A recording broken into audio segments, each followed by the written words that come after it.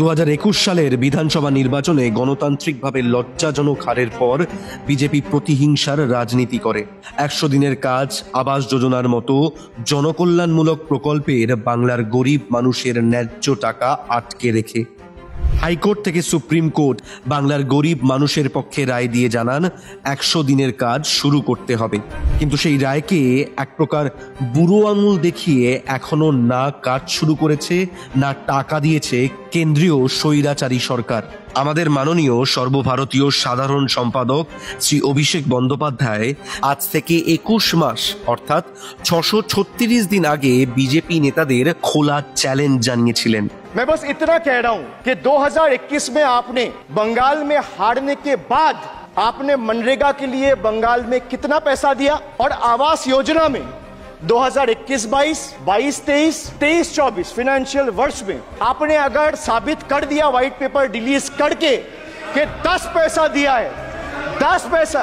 Sir देखिए, मैं white paper मांग रहा हूं, ये चिल्ला रहे, अरे भैया व्हाइट पेपर दे दो, व्हाइट पेपर दे दो, कहानी खत्म।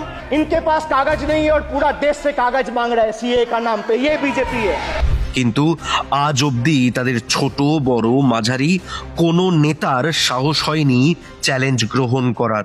It has been 21 months now, but the Bharatiya Janata Party and the Modi government has not been able to say what is it they've given for Bengal and its allocations.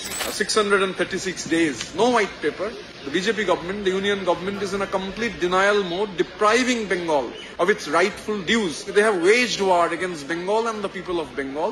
এখানে মনরেগা আছে, জল জীবন mission আছে, বাড়ির টাকা আছে, বিভিন্ন প্রকারের departmental wise টাকা পায়, কিন্তু এই টাকা বাংলার মানুষ, মেহনতি খেটে খাওয়া মানুষের টাকা কিন্তু গভর্নমেন্ট অফ ইন্ডিয়া আটকায় দিয়েছে।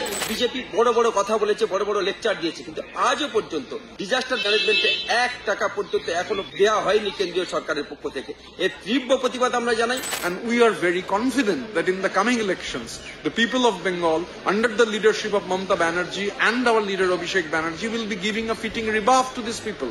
মনে রাখো স্বৈরাচারী, বাংলা ঠিক নিজের হকের টাকা আদায় করে নেবে গণতান্ত্রিক উপায়।